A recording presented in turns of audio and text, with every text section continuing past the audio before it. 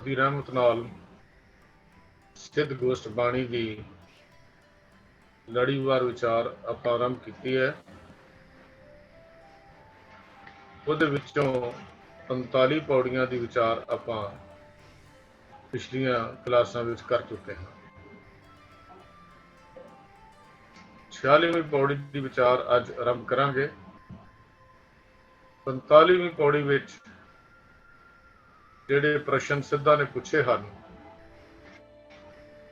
ਗੁਰੂ ਨਾਨਕ ਦੇਵ ਮਹਾਰਾਜ ਨੇ ਪੌੜੀ ਨੰਬਰ 46 ਔਰ 47 ਵਿੱਚ ਉਹਦੇ ਉੱਤਰ ਦਿੱਤੇ ਹਨ।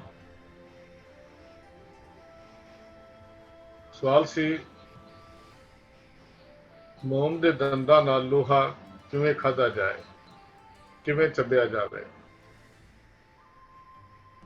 ਸਵਾਲ ਵੀ ਰੰਗ ਭਰਿਆ ਹੈ ਔਰ ਗੁਰੂ ਨਾਨਕ ਦੇਵ ਮਹਾਰਾਜ ਦੇ ਜਵਾਬ ਤਾਂ ਬਹੁਤ ਵਿਆਖਿਆ ਭਰੇ ਹਨ। ਦੂਸਰਾ ਸਵਾਲ ਸੀ, ਕਿਹੜਾ ਭੋਜਨ, ਕਿਹੜਾ ਆਹਾਰ ਕੀਤਾ ਜਾਏ ਜਿਸ ਨਾਲ ਅਭਿਮਾਨ ਦੀਆਂ ਪੰਡਾਂ ਟੁੱਟ ਜਾਣ, ਡਿੱਗ ਜਾਣ, ਦੀਵਾਰਾਂ ਡਿੱਗ ਜਾਣ, ਹਉਮੈ ਦੀ ਕੰਧ ਟੁੱਟ ਜਾਏ। ਬਰਫ਼ ਦੇ ਘਰ ਮੰਦਰ ਨੂੰ ਪਰਦਾ ਅੱਗ ਦਾ ਕੀਤਾ ਹੋਵੇ ਤਾਂ ਕਿਹੜੀ ਗੁਫਾ ਹੈ ਜਿਸ ਵਿੱਚ ਇਹਨੂੰ ਟਿਕਾ ਕੇ ਦੇਖੀਏ ਕਿ ਅੱਗ ਦਾ ਸੇਕ ਇਸ ਹਿਵੇਂ ਘਰ ਨੂੰ, ਬਰਫ਼ ਦੇ ਘਰ ਨੂੰ ਪਿਘਲਾ ਨਾ ਸਕੇ। ਉਹ ਕਿਹੜਾ ਟਿਕਾਣਾ ਹੈ, ਕਿੱਥੇ ਉਹਨੂੰ ਟਿਕਾਈਏ, ਕਿੱਥੇ ਰੱਖੀਏ। ਅਗਲਾ ਸਵਾਲ ਸੀ, ਉਹ ਕਿਹੜਾ ਸ਼ਕਤੀ ਹੈ ਜਿਸ ਨੂੰ ਇੱਥੇ ਤੇ ਉੱਥੇ ਹਰ ਥਾਂ ਦੇ ਉੱਤੇ ਹਾਜ਼ਰ ਨਾਜ਼ਰ ਜਾਣ ਕੇ ਉਹਦੇ ਵਿੱਚ ਲੀਨ ਹੋਇਆ ਜਾ ਸਕੇ। ਐਸਾ ਕਿਹੜਾ ਧਿਆਨ ਹੈ ਜਿਹੜਾ ਮਨ ਪਰਮੇਸ਼ਰ ਦੀ ਕੀਰਤੀ ਵਿੱਚ ਜੁੜ ਜਾਏ ਔਰ ਮਨ ਅੰਦਰ ਟਿਕ ਹੋ ਜਾਏ, ਬਾਹਰ ਨੂੰ ਨਾ ਭੱਜੇ। ਐਸਾ ਕਿਹੜਾ ਧਿਆਨ ਹੈ। ਗੁਰੂ ਸਾਹਿਬ ਜੀ ਨੇ ਅੱਜ ਦੀ ਪੌੜੀ ਵਿੱਚ ਇਹਦੇ ਜਵਾਬ ਆਰੰਭ ਕੀਤੇ ਹਨ। ਅੱਜ ਦੀ ਪੌੜੀ ਹੈ, ਹਉ ਹਉ ਮੈਂ ਵਿੱਚੋਂ ਖੋਵੈ, ਦੂਜਾ ਮਿਟੈ ਏਕੋ ਹੋਵੈ। ਹਉ ਹਉ ਮੈਂ ਵਿੱਚੋਂ ਖੋਵੈ, ਦੂਜਾ ਮਿਟੈ ਏਕੋ ਹੋਵੈ। ਜਗ ਕਰੜਾ ਮਨ ਮੁਖ ਗਾਵਾਰ, ਸ਼ਬਦ ਕਮਾਈਐ ਖਾਈਐ ਸਾਰ। ਅੰਤ ਬਾਹਰ ਏਕੋ ਜਾਣੈ, ਨਾਨਕ ਅਗਨ ਮਰੈ ਸਤ ਗੁਰ ਕੈ ਭਾਣੇ। ਅੰਤਰ ਬਾਹਰ ਏਕੋ ਜਾਣੈ, ਨਾਨਕ ਅਗਨ ਮਰੈ ਸਤ ਗੁਰ ਕੇ ਭਾਣੇ।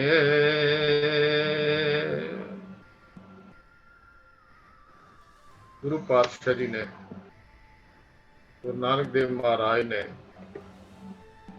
ਸਿੱਧਾਂ ਦੇ ਸਵਾਲ ਸੁਣੇ। ਉਹਨਾਂ ਸਵਾਲਾਂ ਨੂੰ ਅੰਤਰੀ ਭਾਵ ਨੂੰ ਸਮਝਿਆ। ਉਹਨਾਂ ਸਵਾਲਾਂ ਦੇ ਪੁੱਛਣ ਦਾ ਕੀ ਮਕਸਦ ਹੈ।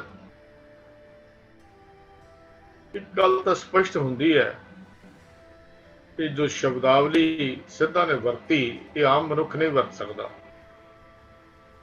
ਗਿਆਨ ਸਿੱਧਾਂ ਦੇ ਪਾਸ ਸੀ, ਗਿਆਨ ਸੀ, ਪਰ ਸਮਝ ਅੱਗੋਂ ਨਹੀਂ ਸੀ ਕਿਸ ਪਾਸੇ ਨੂੰ ਤੁਰਨਾ ਹੈ। ਗਿਆਨ ਵਿੱਚ ਖੜੋਤ ਆ ਗਈ। ਗਿਆਨ ਦੇ ਨਾਲ ਹੰਕਾਰ ਆ ਗਿਆ, ਔਰ ਹੰਕਾਰ ਦੀਆਂ ਇਹ ਸਿੱਧ ਘਰ-ਬਾਰ ਛੱਡ ਕੇ ਬਾਹਰ ਨੂੰ ਤੁਰ ਪਏ। ਗੁਰੂ ਨਾਨਕ ਪਾਤਸ਼ਾਹ ਜੀ ਨੇ ਜਵਾਬ ਦਿੱਤਾ, ਸਿੱਧੋ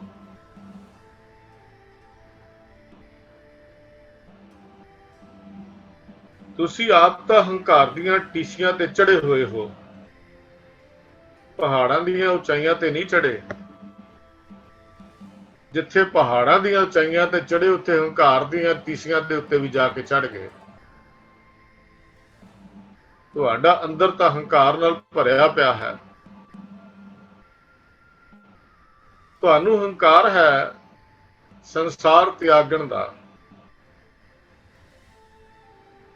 ਸਿੱਧੋ ਤੁਹਾਨੂੰ ਹੰਕਾਰ ਹੈ ਰਿੱਧੀਆਂ ਸਿੱਧੀਆਂ ਦੀਆਂ ਤਾਕਤਾਂ ਦਾ। ਤੁਹਾਨੂੰ ਹੰਕਾਰ ਹੈ ਰਿੱਧੀਆਂ ਸਿੱਧੀਆਂ ਦੀਆਂ ਤਾਕਤਾਂ ਦਾ। ਹੰਕਾਰ ਹੈ ਲੋਕਾਂ ਕੋਲੋਂ ਆਪਣੀ ਵਡਿਆਈ ਕਰਾਉਣ ਦਾ। ਤੇ ਜਦ ਤੱਕ ਅੰਦਰ ਅਭਿਮਾਨ ਹੈ, ਅੰਦਰ ਮੈਂ ਦੀ ਧੁਨ ਚਲਦੀ ਹੈ, ਅੰਦਰ ਹੋ ਮੇਰੇ ਤੋਂ ਵੱਡਾ ਕੋਈ ਨਹੀਂ, ਸਾਡੇ ਤੋਂ ਸਿਆਣਾ ਕੋਈ ਨਹੀਂ, ਜਦ ਤੱਕ ਕਿ ਅੰਦਰ ਗੱਲਾਂ ਬਾਤਾਂ ਚੱਲਦੀਆਂ ਹਨ, ਇਹ ਸੰਸਾਰ ਕਰੜਾ ਹੀ ਜਾਪਦਾ ਹੈ। ਉਦੋਂ ਤੱਕ ਮੋਮ ਦੇ ਦੰਦਾਂ ਨਾਲ ਲੋਹਾ ਨਹੀਂ ਚਬਾਇਆ ਜਾ ਸਕਦਾ। ਜਦ ਤੱਕ ਇਹ ਹੋ ਦੀ ਮੈਂ ਦੀ ਦੀਵਾਰ ਖੜੀ ਹੈ, ਮੋਮ ਦੇ ਦੰਦਾਂ ਨਾਲ ਲੋਹਾ ਚਬਾਉਣਾ ਬੜਾ ਕਠਿਨ ਹੈ। ਇਸ ਨੂੰ ਤਾਂ ਆਤਮਿਕ ਜੀਵਨ ਦਾ ਕੋਈ ਕੰਮ ਵੀ ਸਿਰੇ ਨਹੀਂ ਚੜ ਸਕਦਾ। ਲੋਹਾ ਚਬਾਉਣਾ ਤਾਂ ਬੜੀ ਦੂਰ ਦੀ ਬਾਤ ਹੈ। ਇਸ ਹੋ ਤੇ ਮੈਂ ਕਰਕੇ ਆਤਮਿਕ ਜੀਵਨ ਦਾ ਕੋਈ ਕੰਮ ਵੀ ਸਿਰੇ ਨਹੀਂ ਚੜਦਾ।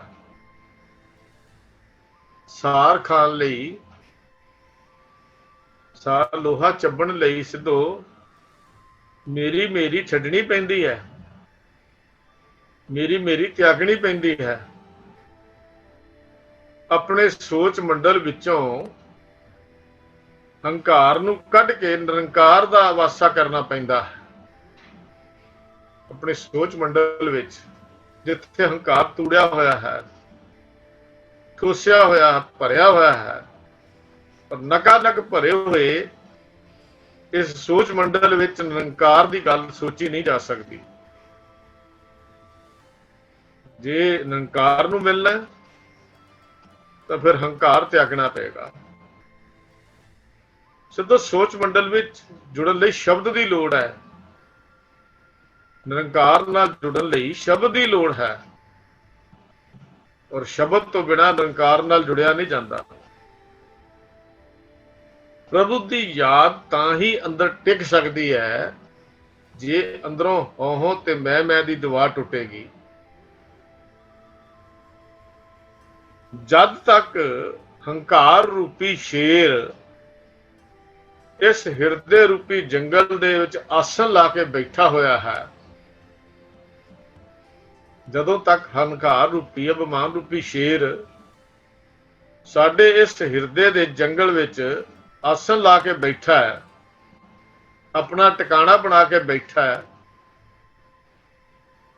ਉਦੋਂ ਤੱਕ ਹਿਰਦੇ ਦੀ ਫੁਲਵਾੜੀ ਵਿੱਚ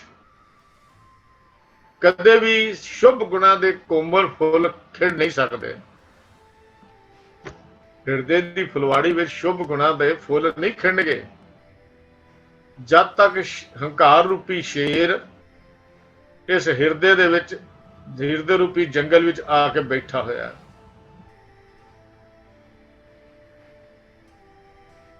ਹਿਰਦਾ ਲੋਹੇ ਵਾਂਗੂ ਕਠੋਰ ਬਣਿਆ ਹੋਇਆ ਹੈ।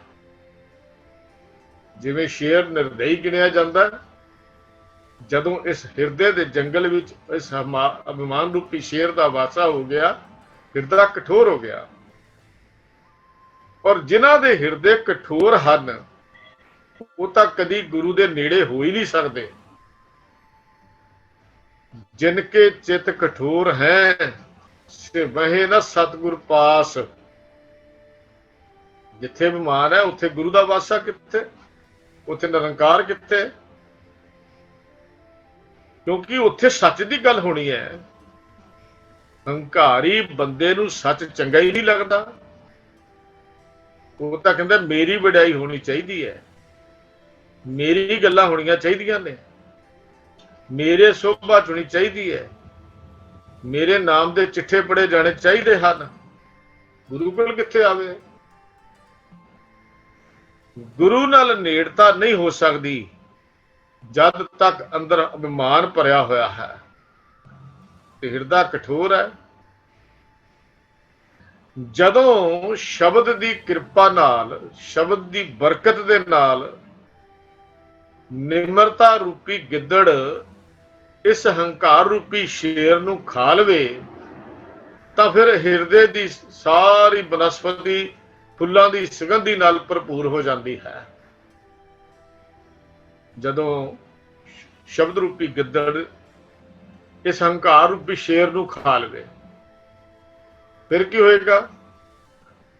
ਹਿਰਦੇ ਦੀ ਫੁਲਵਾੜੀ ਵਿੱਚ ਖੇੜਾ ਆਏਗਾ, ਖੁਸ਼ੀ ਆਏਗੀ। ਫਿਰ ਸੰਸਾਰ ਕਰੜਾ ਨਹੀਂ ਜਾਪੇਗਾ, ਦੁੱਖਾਂ ਦੀ ਖਾਨ ਨਹੀਂ ਜਾਪੇਗਾ। ਇਹ ਸੰਸਾਰ ਮੇਰੀ ਮੇਰੀ ਕਰਕੇ ਹੀ ਦੁਖੀ ਲੱਗਦਾ ਹੈ। ਫਿਰ ਤੈਨੂੰ ਦੁੱਖਾਂ ਦੀ ਪੰਡ ਸਿਰ ਤੇ ਚੁੱਕ ਕੇ ਗਲੀ ਗਲੀ, ਮਹੱਲੇ ਮਹੱਲੇ, ਨਗਰ ਨਗਰ ਵਿੱਚ ਘੁੰਮਣਾ ਨਹੀਂ ਪਏਗਾ, ਕਿਉਂਕਿ ਤੇਰੇ ਦੁੱਖਾਂ ਦੀ ਇਸ ਪੰਡ ਨੂੰ ਦੇਖਣ ਵਾਲਾ ਤੇ ਖੋਲਣ ਵਾਲਾ ਵੀ ਕੋਈ ਨਹੀਂ, ਕਿਉਂਕਿ ਜੱਗ ਕਰੜਾ ਹੈ। ਕਰੜਾ ਕਿਸ ਲਈ ਹੈ? ਮਨਮੁਖ ਲਈ, ਗਵਾਰ ਲਈ, ਬੇਸਮਝ ਲਈ। ਦੁੱਖਾਂ ਦੀ ਖਾਰ ਹੈ ਇਹ ਜੱਗ। ਪਰ ਗੁਰੂ ਪਾਤਸ਼ਾਹ ਕਹਿੰਦੇ ਵਿਸ਼ੇਦ ਸਿੱਧੋ, ਜਦੋਂ ਅੰਦਰ ਸ਼ੁਭ ਗੁਣਾਂ ਦੀ ਫੁਲਵਾੜੀ ਦੀ ਖੁਸ਼ਬੂ ਆਉਂਦੀ ਹੈ ਫਿਰ ਕੋਮਲਤਾ ਦੇ ਨਰਮ ਦੰਦਾਂ ਦੇ ਨਾਲ, ਕੋਮਲਤਾ ਦੇ, ਨਿਮਰਤਾ ਦੇ ਨਰਮ ਦੰਦਾਂ ਦੇ ਨਾਲ ਕਠੋਰ ਲੋਹਾ ਖਾਨ ਦੀ ਜਾਚ ਵੀ ਆ ਜਾਂਦੀ ਹੈ। ਲੋਹਾ ਕਠੋਰ ਹੈ, ਇਹ ਨਿਮਰਤਾ ਦੇ ਕੋਮਲ ਦੰਦ ਹਨ। ਜਦੋਂ ਹਿਰਦੇ ਦੀ ਫੁਲਵਾੜੀ ਵਿੱਚ ਗੁਣਾਂ ਦਾ ਵਾਸਾ ਹੋ ਜਾਏ ਉਦੋਂ ਇਹਨੇ ਨਿਮਰਤਾ ਦੇ ਕੋਮਲ ਦੰਦਾਂ ਦੇ ਨਾਲ ਵੀ ਕਠੋਰ ਲੋਹਾ ਖਾਨ ਦੀ ਜਾਚ ਆ ਜਾਂਦੀ ਹੈ। ਪਹਿਲਾ ਸਵਾਲ ਸੀ ਉਹਨਾਂ ਦਾ, ਸਿੱਧਾਂ ਦਾ, ਜਿੱਥੋਂ ਗੁਰੂ ਪਾਤਸ਼ਾਹ ਦਾ ਉੱਤਰ ਦੇ ਰਿਹਾ। ਕਈ ਵਾਰੀ ਤਾਂ ਆਮ ਦੇਖਣ ਵਿੱਚ ਆਉਂਦਾ ਹੈ, ਹੰਕਾਰ ਨਾਲ ਭਰਿਆ ਹੋਇਆ ਮਨੁੱਖ ਤਾਂ ਐਵੇਂ ਡਾਰਾ ਹੀ ਮਾਰਦਾ ਰਹਿੰਦਾ ਹੈ ਕਿ ਮੈਂ ਜੀਵਨ ਦੀ ਬਾਜੀ ਜਿੱਤ ਲਈ, ਮੇਰੇ ਵਰਗਾ ਕੋਈ ਹੈ ਨਹੀਂ, ਮੈਂ ਜੀਵਨ ਨੂੰ ਜਿੱਤ ਲਿਆ, ਮੇਰੇ ਵਰਗਾ, ਮੇਰਾ ਜੀਵਨ ਸਭ ਤੋਂ ਵਧੀਆ ਹੈ।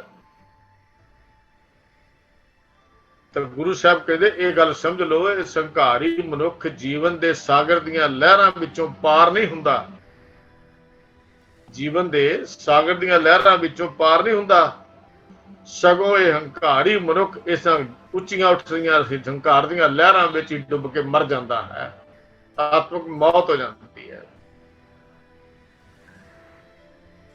ਭਗਤ ਕਬੀਰ ਜੀ ਨੇ ਭੈਰੋ ਰਾਗਵਿੰਦ ਸ੍ਰੀ ਗੁਰੂ ਗ੍ਰੰਥ ਸਾਹਿਬ ਜੀ ਦੇ ਪਾਵਨ ਅੰਕ 1160 1161 ਤੇ ਇਹ ਬਚਨ ਸਾਨੂੰ ਝੋਲੀ ਵਿੱਚ ਪਾਏ ਹਨ। ਜਦੋਂ ਤੱਕ ਮੇਰੀ ਮੇਰੀ ਹੈ, ਜਦੋਂ ਤੱਕ ਹੰਕਾਰ ਹੈ, ਤਬ ਤੱਕ ਇਹਦੀ ਜ਼ਿੰਦਗੀ ਦਾ ਕੋਈ ਕਾਰਜ ਵੀ ਸਿਰੇ ਨਹੀਂ ਚੜ ਸਕਦਾ। ਜੀਵਨ ਦਾ ਕੋਈ ਕਾਰਜ ਸਿਰੇ ਨਹੀਂ ਚੜਦਾ। ਜਦੋਂ ਇਹਦੇ ਅੰਦਰੋਂ ਮੇਰੀ ਮੇਰੀ ਮੇਰੀ ਮੇਰੀ ਮਿਟ ਜਾਂਦੀ ਹੈ ਤਾਂ ਫਿਰ ਪਰਮੇਸ਼ਰ ਆਪ ਹੀ ਇਹਦੀ ਜ਼ਿੰਦਗੀ ਦੇ ਕਾਰਜਾਂ ਨੂੰ ਸਵਾਰ ਦਿੰਦਾ ਹੈ। ਜੇ ਉਹਦੇ ਹੋ ਜਾਈਏ ਉਹ ਸਾਡਾ ਹੋ ਜਾਂਦਾ ਹੈ। ਮਸਲਾ ਸਿਰਫ ਇਹ ਹੀ ਹੈ, ਹੰਕਾਰ ਦੀਆਂ ਟੀਸੀਆਂ ਤੇ ਬੈਠ ਕੇ ਸਾਨੂੰ ਉਹਦੇ ਹੋਣ ਦੀ ਜਾਚ ਨਹੀਂ ਆਈ, ਕੇਵਲ ਉਹਦੇ ਹੋਣ ਦਾ ਡਰਾਮਾ ਜ਼ਰੂਰ ਆ ਗਿਆ ਹੈ, ਉਹਦੇ ਹੋਣ ਦੀ ਜਾਚ ਨਹੀਂ ਆਈ। ਸਾਡੇ ਅੰਦਰ ਤਾਂ ਹੰਕਾਰ ਹੈ, ਭਰਿਆ ਪਿਆ ਹੈ। ਭਗਤ ਜੀ ਕਹਿੰਦੇ ਜਦ ਤੱਕ ਮੇਰੀ ਮੇਰੀ ਦੇ ਔਗਣ ਹਨ ਤਦ ਤੱਕ ਪਰਮੇਸ਼ਰ ਦੇ ਨਾਲ ਨੇੜਤਾ ਹਾਸਲ ਨਹੀਂ ਹੁੰਦੀ, ਪਰ ਜਦੋਂ ਮੇਰੀ ਮੇਰੀ ਮੁੱਕ ਜਾਂਦੀ ਹੈ ਤਾਂ ਪਰਮੇਸ਼ਰ ਜ਼ਿੰਦਗੀ ਦੇ ਕਾਰਜ ਆਪੇ ਹੀ ਸਵਾਰ ਦਿੰਦਾ ਹੈ। ਕਹਿੰਦੇ ਭੋਲਿਆ ਫਿਰ ਕਿਉਂ ਨਹੀਂ ਐਸੇ ਪਰਮੇਸ਼ਰ ਨੂੰ ਯਾਦ ਕਰਦਾ, ਕਿਉਂ ਨਹੀਂ ਐਸੇ ਵਾਹਿਗੁਰੂ ਦੀ ਯਾਦ ਵਿੱਚ ਜੁੜਦਾ, ਕਿਉਂ ਨਹੀਂ ਉਸ ਪਰਮੇਸ਼ਰ ਦੇ ਦਿੱਤੇ ਹੋਏ ਗਿਆਨ ਦੀ ਵਿਚਾਰ ਦੀ ਗੱਲਾਂ ਨਹੀਂ ਕਰਦਾ। ਭਗਤ ਜੀ ਦਾ ਬਚਨ ਹੈ, ਜਬ ਲਗ ਮੇਰੀ ਮੇਰੀ ਕਰੇ ਤਬ ਲਗ ਕਾਜ ਏਕ ਨਹੀਂ ਸਰੈ। ਜਦੋਂ ਮੇਰੀ ਮੇਰੀ ਹੈ ਕੋਈ ਜ਼ਿੰਦਗੀ ਦਾ ਕਾਰਜ ਪੂਰਾ ਨਹੀਂ ਹੁੰਦਾ। ਜਬ ਮੇਰੀ ਮੇਰੀ ਮਿਟ ਜਾਏ ਤਬ ਪ੍ਰਭ ਕਾਜ ਸਵਾਰੇ ਆਏ। ਜਦੋਂ ਮਿਟ ਗਈ ਉਦੋਂ ਜੀਵਨ ਕਰੜਾ ਨਹੀਂ ਰਹਿੰਦਾ। ਇਹ ਜਗ ਕਰੜਾ ਨਹੀਂ ਜਾਪਦਾ। ਜਗ ਕਰੜਾ ਤਾਂ ਜਾਪਦਾ ਹੈ ਕਿਉਂਕਿ ਸਾਨੂੰ ਜੀਵਨ ਜੀਣ ਦੀ ਜਾਂਚ ਨਹੀਂ ਆਈ। ਮਨ ਸਾਡੇ ਉੱਤੇ ਹਾਵੀ ਹੋ ਗਿਆ, ਸਾਡਾ ਮੂੰਹ ਆਪਣੇ ਮਨ ਵੱਲ ਹੈ। ਭਗਤ ਜੀ ਕਹਿੰਦੇ ਐਸਾ ਗਿਆਨ ਵਿਚਾਰ ਮਨਾ ਹਰ ਕੀ ਨਾ ਸਿਮਰੈ ਦੁੱਖ ਭੰਜਨਾ। ਕਿਉਂ ਨਹੀਂ ਸਿਮਰਦਾ ਉਸ ਦੁੱਖ ਭੰਜਨ ਨੂੰ, ਕਿਉਂ ਨਹੀਂ ਯਾਦ ਕਰਦਾ ਜਿਹਨੇ ਤੇਰੇ ਅੰਦਰੋਂ ਹੈ ਮੁਕਾਉਣੀ ਹੈ, ਉਹ ਮੈਂ ਖਤਮ ਕਰੇਗਾ। ਫਿਰ ਉਹੀ ਉਦਾਹਰਨ ਦਿੱਤੀ, ਜਬ ਲਗ ਸਿੰਘ ਰਹੇ ਬਨ ਮਾਹੇ। ਹੰਕਾਰ ਦਾ ਸ਼ੇਰ ਜਦ ਤੱਕ ਹਿਰਦੇ ਦੇ ਜੰਗਲ ਵਿੱਚ ਹੈ, ਤਬ ਲਗ ਬਨ ਫੂਲੇ ਹੀ ਨਾਹੇ। ਫੁੱਲ ਖੇੜੀ ਨਹੀਂ ਸਕਦੇ। ਜਬ ਹੀ ਸਿਆਰ ਸਿੰਘ ਕੋ ਖਾਏ ਫੂਲ ਰਹੀ ਸਗਲੀ ਬਨ ਰਾਏ। ਪਿਆਰ ਕਹਿੰਦੇ ਗਿੱਦੜ ਨੂੰ, ਜਦੋਂ ਸ਼ੇਰ ਨੂੰ ਗਿੱਦੜ ਖਾ ਗਿਆ, ਹੈਰਾਨੀ ਦੀ ਬਾਤ ਹੈ ਨਾ। ਗਿੱਦੜ ਦਾ ਸ਼ੇਰ ਨੂੰ ਖਾ ਜਾਏ, ਹੈਰਾਨੀ ਦੀ ਬਾਤ ਹੈ। ਉਲਟ ਕੰਮ ਹੋ ਗਿਆ। ਸ਼ਬਦ ਦੀਆਂ ਬਰਕਤਾਂ ਦੇ ਨਾਲ, ਗੁਰੂ ਦੇ ਗਿਆਨ ਦੀ ਬਰਕਤ ਦੇ ਨਾਲ ਇਹ ਬਿਰਤੀ ਬਣ ਜਾਂਦੀ ਹੈ। ਨਿਮਰਤਾ ਰੂਪੀ ਇਹ ਗਿੱਦੜ ਹੰਕਾਰ ਦੇ ਸ਼ੇਰ ਨੂੰ ਖਾ ਜਾਂਦਾ ਹੈ। ਗੁਰੂ ਪਰ ਸੱਚੇ ਪਾਤਸ਼ਾਹ ਜੀ ਨੇ ਗੁਰਬਾਣੀ ਦੇ ਵਿੱਚ ਗੱਲ ਸਾਨੂੰ ਸਮਝਾ ਦਿੱਤੀ ਵੀ ਹੰਕਾਰ ਜਦ ਤੱਕ ਮੈਂ ਬੰਦਾ ਕਰਦਾ, ਤਦ ਤੱਕ ਤੂੰ ਦਾ ਵਾਸਾ ਨਹੀਂ ਹੋ ਸਕਦਾ। ਤੇ ਜਦੋਂ ਤੂੰ ਕਰਨ ਲੱਗ ਪਿਆ, ਫਿਰ ਮੈਂ ਤਾਂ ਆਪੇ ਮਿਟ ਗਈ। ਜੀਵਨ ਦਾ ਤੱਤ ਹੈ ਹੋ ਤੇ ਮੈਂ ਵਿੱਚੋਂ ਉਹਨੂੰ ਖੋਣਾ। ਜਿਹੜਾ ਮਨੁੱਖ ਗੁਰੂ ਦੇ ਸਨਮੁਖ ਹੋ ਜਾਏ, ਗੁਰੂ ਵਾਲਾ ਬਣ ਜਾਏ, ਗੁਰੂ ਦੀ ਦੱਸੀ ਹੋਈ ਮਰਿਆਦਾ ਦੇ ਉੱਤੇ ਚੱਲ ਪਵੇ, ਜਿਹੜਾ ਮਨੁੱਖ ਗੁਰੂ ਦੀ ਦੱਸੇ ਜੀਵਨ ਜਾਚ ਨੂੰ ਆਪਣੇ ਹਿਰਦੇ ਵਿੱਚ ਪੱਕਾ ਕਰ ਲਵੇ, ਉਹਦੇ ਵਿੱਚੋਂ ਖੁਦਗਰਜੀ ਦੀਆਂ ਦੀਵਾਰਾਂ ਟੁੱਟ ਜਾਂਦੀਆਂ ਹਨ। ਮੈਂ ਤੇ ਹੂੰ ਦੀ ਗੱਲ ਖਤਮ ਹੋ ਜਾਂਦੀ ਹੈ। ਜੀਵਨ ਅਰਪਣ ਕਰਨਾ ਹੀ ਸਭ ਤੋਂ ਔਖੀ ਜੀ ਬਾਤ ਜਾਪਦੀ ਹੈ। ਤੇ ਗੁਰੂ ਪਾਤਸ਼ਾਹ ਗੁਰੂ ਨਾਨਕ ਸਾਹਿਬ ਕਹਿਣ ਲੱਗੇ, ਸਿੱਧੂ ਤੇਰਾ ਖਿਆਲ ਰੱਖੋ, ਇਨਸਾਨ ਦੀ ਸੋਚ ਦੇਖੀ ਹੈ। ਇਨਸਾਨ ਤਾਂ ਇਹੋ ਹੀ ਗੱਲ ਕਹਿੰਦਾ ਹੈ ਕਿ ਘਰ ਮੇਰਾ ਹੈ, ਇਹ ਧਨ ਮੇਰਾ ਹੈ, ਇਹ ਪੁੱਤਰ ਮੇਰੇ ਹਨ, ਧੀਆਂ ਮੇਰੀਆਂ ਹਨ, ਇਹ ਸੰਬੰਧੀ ਮੇਰੇ ਹਨ। ਇਹ ਸਮਝੋ ਮਾਇਆ ਦੀ ਜ਼ਹਿਰ ਨੇ ਉਹਨਾਂ ਨੂੰ ਘੇਰਾ ਪਾ ਲਿਆ ਹੈ। ਕਹਿੰਦੇ ਗੱਲ ਸਮਝ ਲਵੋ। ਜਦੋਂ ਇਨਸਾਨ ਦੀ ਬੋਲੀ ਵਿੱਚ ਇਹੋ ਹੀ ਲਫ਼ਜ਼ ਹੁੰਦੇ ਨਾ, ਮੈਂ, ਮੇਰਾ, ਮੇਰੀ, ਮੇਰਾ ਘਰ, ਮੇਰੇ ਬੱਚੇ ਬੜੇ ਸਿਆਣੇ, ਮੇਰੇ ਬੱਚੇ ਕਮਾਲ ਦੇ, ਮੇਰਾ ਘਰ ਸਭ ਨਾਲੋਂ ਵਧੀਆ, ਮੇਰੀ ਕੋਈ ਕਾਰ ਸਭ ਤੋਂ ਵੱਡੀ, ਹਰ ਗੱਲ ਵਿੱਚ ਮੇਰੀ ਹੈ। ਜਦੋਂ ਹਰ ਗੱਲ ਵਿੱਚ ਮੇਰੀ ਹੈ, ਫਿਰ ਤੇਰੀ ਕਿੱਥੋਂ ਹੋਵੇਗੀ? ਗੁਰੂ ਨਾਨਕ ਤਾਂ ਮੋਦੀ ਖਾਨੇ ਵਿੱਚ ਬੈਠੇ ਹੋਏ ਵੀ ਤੇਰਾ ਹੀ ਕਹੀ ਜਾਂਦੇ ਨੇ। ਵਾਹਿਗੁਰੂ ਤੇਰੀ ਕਿਰਪਾ, ਤੇਰੀ ਨਜ਼ਰ, ਤੇਰੀ ਬਖਸ਼ਿਸ਼। ਗੁਰੂ ਨਾਨਕ ਨੇ ਕੋਈ ਮੋਦੀ ਖਾਨਾ ਲਟਾਇਆ ਨਹੀਂ ਸੀ। ਗੁਰੂ ਨਾਨਕ ਨੇ ਉਸ ਕਿਰਤ ਵਿੱਚ ਪਰਮੇਸ਼ਰ ਨੂੰ ਤੇਰਾ ਕਹਿ ਕੇ ਯਾਦ ਕੀਤਾ ਸੀ। ਵਾਹਿਗੁਰੂ ਤੇਰਾ ਹੀ ਹੈ, ਤੇਰਾ ਹੀ ਹੈ, ਤੇਰਾ ਹੀ ਹੈ। ਇੱਥੇ ਮੇਰਾ ਹੀ ਮੇਰਾ ਹੈ। ਜਦੋਂ ਬਖਸ਼ਿਸ਼ ਦੇ ਘਰ ਵਿੱਚ ਸਤਿਗੁਰੂ ਆ ਜਾਏ, ਉਦੋਂ ਫਿਰ ਇਹ ਮੇਰੀ ਦੀਆਂ ਤੇਰੀ ਦੀਆਂ ਦੀਵਾਰਾਂ ਟੁੱਟ ਜਾਂਦੀਆਂ ਹਨ, ਤੇ ਜਦ ਤੱਕ ਮੇਰੀ ਮੇਰੀ ਇਹ ਜਗ ਕਰੜਾ ਹੈ। ਤੇ ਗੁਰੂ ਸਾਹਿਬ ਜੀ ਸਮਝਾਉਂਦੇ, ਕਹਿਣ ਲੱਗੇ ਬਈ ਸਿੱਧੋ, ਇਨਸਾਨ ਦੀ ਸੋਚ ਤਾਂ ਇੱਥੇ ਹੀ ਖੜੀ ਹੈ। ਇਹ ਮਾਇਆ ਦਾ ਜ਼ਹਿਰ ਖਾਈ ਜਾਂਦਾ, ਖਾਈ ਜਾਂਦਾ, ਖਾਈ ਜਾਂਦਾ, ਤੇ ਕਰੜਾ ਲੋਹਾ ਚੱਬਣਾ ਇਹਦੇ ਵੱਸ ਦੀ ਬਾਤ ਨਹੀਂ ਹੈ।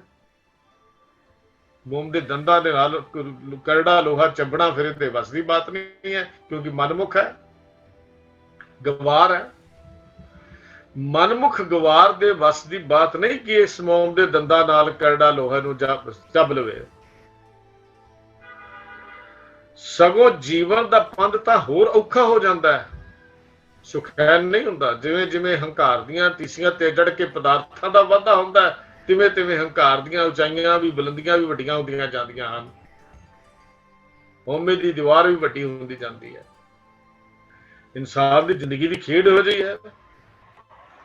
ਜਦ ਤੱਕ ਮਾਇਆ ਦੇ ਮੋਹ ਦੀ ਗਠੜੀ ਨੂੰ ਸਿਰ ਉੱਤੇ ਚੁੱਕ ਕੇ ਆਪਣੇ ਦੁੱਖਾਂ ਦਾ ਢੰਡੋਰਾ ਦੇਣ ਲਈ ਇਹ ਤੁਰਿਆ ਫਿਰਦਾ ਹੈ, ਉਦੋਂ ਤੱਕ ਦੁਨੀਆ ਦੇ ਡਰ, ਦੁਨੀਆ ਦੇ ਸਹਿਮ, ਦੁਨੀਆ ਦੇ ਫਿਕਰ, ਦੁਨੀਆ ਦੀਆਂ ਚਿੰਤਾ, ਉਹਨਾਂ ਦੀ ਸਜ਼ਾ ਹਮੇਸ਼ਾ ਭੁਗਤਦਾ ਰਹੇਗਾ, ਫਿਰ ਦੁਖੀ ਹੋਏਗਾ।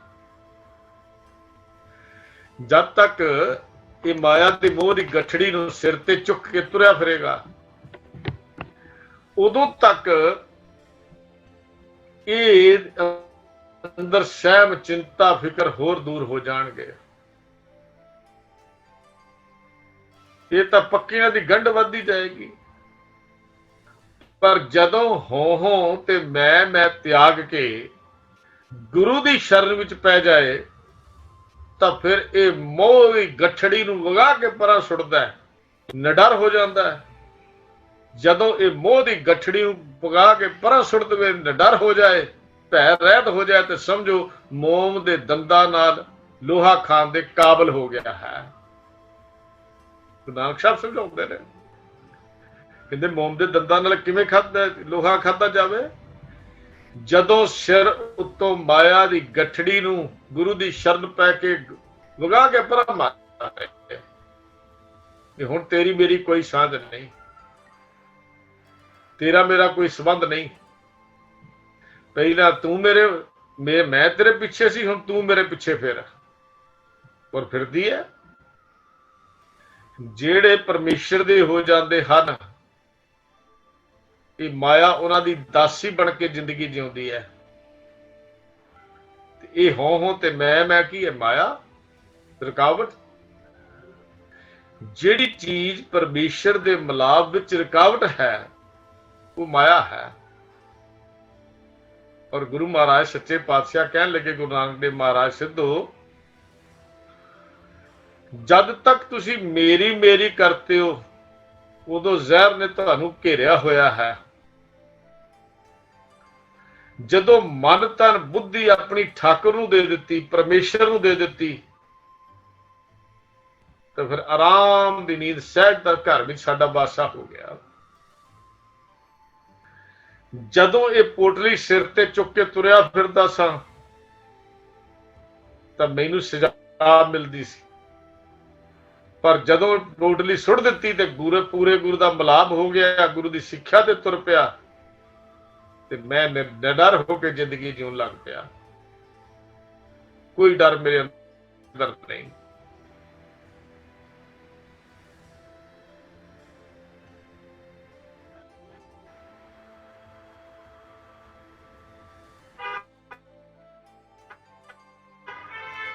ਇਹੋ ਸਿੱਖਿਆ 214 ਦੇ ਉੱਤੇ, ਜੋ ਲੋ ਮੇਰੋ ਮੇਰੋ ਕਰਤੋ ਤੋ ਲੋਕ ਵਿਖ ਘੇਰੇ। ਜਦੋਂ ਤੱਕ ਮੋਰੋ ਮੋਰੋ ਕਰਦਾ ਸੀ, ਕਹਿੰਦੇ ਜ਼ਹਿਰ ਘੇਰ ਕੇ ਬੈਠੀ ਸੀ, ਅੰਦਰ ਆਤਮਿਕ ਜੀਵਨ ਨੂੰ ਜ਼ਹਿਰ ਮਾਰੀ ਜਾਂਦੀ ਸੀ। ਮਨ ਤਨ ਬੁੱਧ ਅਰਪੀ ਠਾਕੁਰ ਕੋ, ਤਬ ਹਮ ਸਹਿਜੇ ਸੋਏ। ਜਦੋਂ ਮਨ ਤਨ ਤੇ ਬੁੱਧੀ ਠਾਕੁਰ ਨੂੰ ਦੇ ਦਿੱਤੀ, ਗੁਰੂ ਦੇ ਹਵਾਲੇ ਕਰ ਦਿੱਤੀ, ਭਾਵ ਗੁਰੂ ਅਨਸਾਰੀ ਹੋ ਗਿਆ, ਗੁਰਮੁਖ ਬਣ ਗਿਆ, ਫਿਰ ਆਤਮਿਕ ਅਡੋਲਤਾ ਦੇ ਵਿੱਚ ਸਹਿਜੇ ਸੋਏ, ਕੋਈ ਚਿੰਤਾ ਫਿਕਰ ਨਹੀਂ। सब चिंतावां मिट गईयां। समझ आ गई नानक चिंता मत करो, चिंता तिस ही है। ये गल समझ आ गई। चिंता दियां ये दीवारां टुट गईयां। जो लो पोट उठाई चलियो। जिन्नी देर तक ये पोटली मैं सिर ते चुकी हुई सी, तो लो डान भरे, उदों डंड भरदा सी, सजा मिलदी सी इस माया दी पोटली दी।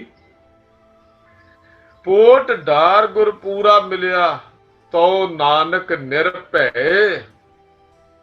डार दा अर्थ सुट देनी। ਜਦੋਂ ਮਾਇਆ ਦੀ ਪੋਟਲੀ ਗੁਰੂ ਮਿਲਿਆ ਤੇ ਮੈਂ ਮਾਇਆ ਦੀ ਪੋਟਲੀ ਚੁੱਕ ਕੇ ਪਰਾਂ ਵਗਾ ਮਾਰੀ, ਸੁੱਟ ਦਿੱਤੀ। ਹੁਣ ਜੀਵਨ ਦਾ ਡਰ ਮੁੱਕ ਗਿਆ। ਜੀਵਨ ਵਿੱਚ ਕੋਈ ਡਰ ਨਹੀਂ ਰਿਹਾ। ਡਰ ਕਿੰਨੀ ਦੇਰ ਤੱਕ ਹੈ? ਜਦ ਤੱਕ ਇਹਦੇ ਜੀਵਨ ਦੇ ਵਿੱਚ ਪਰਮੇਸ਼ਰ ਦੀ ਯਾਦ ਨਹੀਂ ਆਈ। ਜਦੋਂ ਪ੍ਰੀਤਮ ਦੀ ਯਾਦ ਆ ਜਾਏਗੀ, ਸਤਿਗੁਰੂ ਕਹਿੰਦੇ ਉਦੋਂ ਜੀਵਨ ਦਾ ਜੀਣ ਦੀ ਅਕਲ ਵੀ ਆ ਜਾਏਗੀ। ਅਸਲ ਵਿੱਚ ਇਹ ਹਉਮੈ ਹੀ ਹੈ ਜਿਹਦਾ ਸ਼ਿਕਾਰ ਹੋ ਕੇ ਮਨੁੱਖ ਹਰ ਸਮੇਂ ਇਹੀ ਗੱਲ ਸੋਚਦਾ ਹੈ ਕਿ ਮੈਂ ਇੰਨੀ ਜਾਇਦਾਦ ਦਾ ਮਾਲਕ ਹਾਂ, ਮੈਂ ਐਡਾ ਵੱਡਾ ਧਨਵਾਨ ਹਾਂ, ਮੈਂ ਬਹੁਤ ਹੀ ਗਿਆਨਵਾਨ ਹਾਂ, ਮੈਨੂੰ ਬਹੁਤ ਹੀ ਗਿਆਨ ਹੈ। ਫਲਾਣੇ ਨੇ ਮੈਨੂੰ ਸਲਾਮ ਕਿਉਂ ਨਹੀਂ ਕੀਤੀ? ਉਹਨੇ ਮੈਨੂੰ ਚੰਗੀ ਤਰ੍ਹਾਂ ਬੁਲਾਇਆ ਕਿਉਂ ਨਹੀਂ? ਉਸਨੇ ਮੇਰੀ ਗੱਲ ਕਿਉਂ ਨਹੀਂ ਮੰਨੀ? ਉਹਨੇ ਮੇਰਾ ਸਤਿਕਾਰ ਕਿਉਂ ਨਹੀਂ ਕੀਤਾ? ਇਹ ਤਾਂ ਮੇਰੀਆਂ ਮੈਂ ਹੋਈ ਹੈ ਨਾ। ਉਹਨੇ ਮੇਰਾ ਸਤਿਕਾਰ ਕਿਉਂ ਨਹੀਂ ਕੀਤਾ? ਉਹ ਮੇਰੇ ਸਾਹਮਣੇ ਹੈ ਕੀ? ਉਹਦੀ ਔਕਾਤ ਕੀ ਹੈ? ਇਹ ਗੱਲਾਂ ਅਸੀਂ ਰੋਜ਼ ਕਰਦੇ ਹਾਂ। ਉਹਦੀ ਔਕਾਤ ਕੀ ਸੀ? ਮੇਰੇ ਸਾਹਮਣੇ ਅੜ ਕੇ ਖੜਾ ਹੋ ਗਿਆ। ਇਹ ਕੀ ਮੈਂ ਨਹੀਂ ਬੋਲਦਾ, ਅੰਦਰ ਇਹ ਹੰਕਾਰ ਰੂਪੀ ਸ਼ੇਰ ਬੋਲਦਾ। ਸ਼ੇਰ ਤੇ ਜਿਹੜਾ ਹੰਕਾਰ ਦੇ ਅੰਦਰ ਹੰਕਾਰ ਰੂਪੀ ਸ਼ੇਰ ਮੁੜਿਆ ਨਾ, ਉਹ ਬੋਲਦਾ ਵੀ ਮੈਂ ਕਿਸੇ ਕੋਲ ਡਰਦਾ? ਮੇਰੇ ਸਾਹਮਣੇ ਹੈ ਕੀ ਹੈ? ਇਸੇ ਤਰ੍ਹਾਂ ਆਪਣੇ ਆਪ ਨੂੰ ਵੱਡਾ ਸਦਵਾਉਣ ਲਈ ਮਨੁੱਖ ਆਪਣੀ ਵਡਿਆਈ ਦਾ ਹਰ ਥਾਂ ਤੇ ਰੌਲਾ ਹੀ ਪਾਉਂਦਾ ਰਹਿੰਦਾ ਹੈ, ਖੱਪ ਹੀ ਪਾਉਂਦਾ ਰਹਿੰਦਾ ਹੈ। ਪਰ ਯਾਦ ਰੱਖਣਾ, ਗੁਰੂ ਨਾਨਕ ਸਾਹਿਬ ਕਹਿੰਦੇ ਇਸ ਵਡਿਆਈ ਦਾ ਪਰਮੇਸ਼ਰ ਦੇ ਘਰ ਵਿੱਚ ਇੱਕ ਕੌਡੀ ਜਿੰਨਾ ਵੀ ਮੁੱਲ ਨਹੀਂ ਪੈਂਦਾ। ਕੌਡੀ ਜਿੰਨਾ ਵੀ ਮੁੱਲ ਨਹੀਂ ਪੈਂਦਾ। ਗੌੜੀ ਰਾਗ ਵਿੱਚ ਗੁਰੂ ਅਰਜਨ ਦੇਵ ਮਹਾਰਾਜ ਦੀ 52 ਅੱਖਰੀ ਦੇ ਵਿੱਚ ਇੱਕ ਬਚਨ ਆਉਂਦਾ ਹੈ। ਸ੍ਰੀ ਗੁਰੂ ਗ੍ਰੰਥ ਸਾਹਿਬ ਜੀ ਦੇ ਪਾਵਨ ਅੰਕ 255 ਤੇ, ਜੱਜਾ ਜਾਣੇ ਹੋਂ ਕਛ ਹੂਆ, ਬਾਂਧਿਓ ਜੋ ਨਲਨੀ ਭਰਮ ਸੂਆ। ਜੱਜਾ ਲਫ਼ਜ਼ ਤੋਂ ਗੁਰੂ ਮਹਾਰਾਜ ਨੇ ਵਿਆਖਿਆ ਕਰਦੇ ਹੋਏ ਕਿਹਾ ਕਿ ਜਦੋਂ ਇਹ ਕਹਿੰਦਾ ਵੀ ਮੈਂ ਕੁਛ ਕਰਦਾ ਹਾਂ, ਤਾਂ ਸਮਝੋ ਫਿਰ ਇਉਂ ਹੈ ਜਿਵੇਂ ਤੋਤਾ ਨਲਨੀ। ਆਪਾਂ ਪਿੱਛੇ ਵਿਚਾਰ ਕੀਤੀ ਸੀ ਇਸ ਗੱਲ ਦੀ ਵੀ ਤੋਤੇ ਨੂੰ ਫੜਨ ਲਈ ਸ਼ਿਕਾਰੀ ਕੀ ਕਰਦਾ ਹੈ? ਦੋਨੇ ਪਾਸੇ ਸੋਟੀਆਂ ਗੱਡ ਕੇ ਇੱਕ ਰੱਸੀ ਪਾ ਕੇ ਉਹਦੇ ਚ ਇੱਕ ਨਲਪੀ ਪਾ ਦਿੰਦਾ ਹੈ ਜਿਹੜੀ ਘੁੰਮਦੀ ਹੈ, ਤੇ ਥੱਲੇ ਖਾਣ ਦੇ ਪਦਾਰਥ ਰੱਖ ਦਿੰਦਾ ਹੈ ਤੇ ਉਹਦੇ ਉੱਤੇ ਥੱਲੇ ਪਾਣੀ ਹੈ। ਹੁਣ ਤੋਤਾ ਲਾਲਚਵਸ਼ ਹੋ ਕੇ ਉਸ ਨਲਨੀ ਦੇ ਉੱਤੇ ਆ ਕੇ ਬਹਿੰਦਾ ਹੈ ਤੇ ਨਲਨੀ ਘੁੰਮਦੀ, ਤੋਤਾ ਪੁੱਠਾ ਲੱਗ ਜਾਂਦਾ ਹੈ। ਇੱਕ ਪਾਸੇ ਸ਼ਿਕਾਰੀ ਦੀ ਜ਼ਿੰਦਗੀ ਦੀ ਭਰ ਦੀ ਕੈਦ ਹੈ, ਸ਼ਿਕਾਰੀ ਦਾ ਪਿੰਜਰਾ ਹੈ, ਤੇ ਦੂਜੇ ਪਾਸੇ ਉਹ ਪਦਾਰਥ ਹੈ। ਤੋਤਾ ਪਦਾਰਥ ਛੱਡਣ ਨੂੰ ਤਿਆਰ ਨਹੀਂ, ਔਰ ਇੱਕ ਆਜ਼ਾਦ ਪੰਛੀ ਪਿੰਜਰਿਆਂ ਵਿੱਚ ਬੰਦ ਹੋ ਕੇ ਘਰਾਂ ਵਿੱਚ ਗੰਗਾਰਾਮ ਬਣ ਕੇ ਰਹਿ ਜਾਂਦਾ ਹੈ। ਗੁਲਾਮੀ ਹੈ। ਪਿੰਜਰਾ ਭਾਵੇਂ ਸੋਨੇ ਦਾ ਵੀ ਹੋਵੇ, ਕੈਦ ਹੀ ਹੁੰਦਾ ਹੈ। ਪੰਛੀ ਦੀ ਫਿਤਰਤ ਪਿੰਜਰੇ ਵਿੱਚ ਬੰਦ ਰਹਿਣ ਦੀ ਨਹੀਂ ਹੈ। ਪੰਛੀ ਦਾ ਸੁਭਾਅ ਬਾਹਰ ਉਡਾਰੀਆਂ ਮਾਰਨ ਦਾ ਹੈ। ਤੇ ਇਹੋ ਹੀ ਗੁਰੂ ਪਾਤਸ਼ਾਹ ਜੀ ਗੱਲ ਕਹਿੰਦੇ ਜੱਜਾ ਜਾਣੈ ਹੋਂ ਕਛ ਹੂਆ, ਬਾਂਧਿਓ ਜਿਉ ਨਲਨੀ ਭਰਮ ਸੂਆ। ਇਹ ਬਾਂਧਿਓ ਤੋਂ ਬਾਅਦ ਵਿਸਰਾਮ ਲੱਗਦਾ, ਇੱਥੇ ਤਾਂ ਅਰਥ ਸਪਸ਼ਟ ਹੁੰਦੇ ਹਨ। ਜੋ ਜਾਣੇ ਹੋ ਭਗਤ ਗਿਆਨੀ, ਆਗੇ ਠਾਕੁਰ ਤਿਲ ਨਹੀਂ ਮਾਨੀ। ਜਿਹੜਾ ਕਹਿੰਦਾ ਮੈਂ ਬੜਾ ਵੱਡਾ ਭਗਤ ਹਾਂ, ਆਪਣੇ ਆਪ ਨੂੰ ਭਗਤ ਦਰਸਾਉਂਦਾ, ਬਾਬਾ ਬਣ ਕੇ ਤੁਰਿਆ ਫਿਰਦਾ, ਆਪਣੇ ਆਪ ਨੂੰ ਗਿਆਨਵਾਨ ਦੱਸਦਾ, ਮੇਰੇ ਵਰਗਾ ਵਿਚਾਰਵਾਨ ਕੋਈ ਨਹੀਂ, ਮੇਰੇ ਵਰਗਾ ਕਥਾਕਾਰ ਕੋਈ ਨਹੀਂ, ਮੇਰੇ ਵਰਗੇ ਗਿਆਨ ਦੀਆਂ ਗੱਲਾਂ ਕਰਨ ਵਾਲਾ ਕੋਈ ਨਹੀਂ। ਗੁਰੂ ਮਹਾਰਾਜ ਕਹਿੰਦੇ ਹੰਕਾਰ ਹੈ, ਮੈਂ ਜਦ ਤੱਕ ਇਹ ਆਪਣੇ ਆਪ ਨੂੰ ਭਗਤ ਗਿਆਨੀ ਦਰਸਾਉਂਦਾ, ਅੱਗੇ ਠਾਕੁਰ ਤਿਲ ਨਹੀਂ ਮਾਨੀ, ਕਿ ਤਿਲ ਜਿੰਨਾ ਵੀ ਮੁੱਲ ਨਹੀਂ ਪਿਆ ਠਾਕੁਰ ਦੇ ਘਰ ਵਿੱਚ ਤੇਰਾ। ਕਰ ਲਾ ਬੰਦਗੀ, ਸਦਾ ਲਾ ਭਗਤ, ਕਰ ਲਾ ਵਿਚਾਰ ਦੀਆਂ ਗੱਲਾਂ, ਕਰ ਲਾ ਕਥਾ ਵਾਰਤਾ, ਉਹਦਾ ਮੁੱਲ ਤਾਂ ਠਾਕੁਰ ਦੇ ਦਰ ਤੇ ਇੱਕ ਤਿਲ ਜਿੰਨਾ ਵੀ ਨਹੀਂ ਹੈ। ਜੋ ਜਾਣੇ ਮੈਂ ਕਥ ਨਹੀਂ ਕਰਤਾ, ਵਿਆਪਾਰੀ ਬਸੁਦਾ ਜਿਉਂ ਫਿਰਤਾ। ਧਰਤੀ ਭਰਦਾ, ਜਿਵੇਂ ਵਪਾਰੀ ਵਪਾਰ ਕਰਨ ਲਈ ਤੁਰੇ ਫਿਰਦੇ ਹਨ, ਕਦੀ ਕਿਤੇ ਜਾਣਾ ਪੈਂਦਾ, ਕਦੀ ਕਿਤੇ ਜਾਣਾ ਪੈਂਦਾ। ਕਹਿੰਦੇ ਜਦੋਂ ਇਹ ਕਹਿੰਦਾ ਮੈਂ ਕੁਝ ਕਰ ਰਿਹਾ ਹਾਂ, ਤਾਂ ਸਮਝੋ ਐਵੇਂ ਧਰਤੀ ਹੀ ਘੁੰਮ ਰਿਹਾ, ਫਜ਼ੂਲ ਹੈ, ਲਾਹਾ ਕੋਈ ਨਹੀਂ। ਜਦੋਂ ਸਾਧ ਸੰਗ ਜੇ ਹਉਮੈ ਮਾਰੀ, ਨਾਨਕ ਤਾਂ ਕੋ ਮਿਲੇ ਮੁਰਾਰੀ। ਮੁਰਾਰੀ ਮਾਲਕ ਪਰਮੇਸ਼ਰ ਕਿਹਨੂੰ ਮਿਲਦਾ ਹੈ?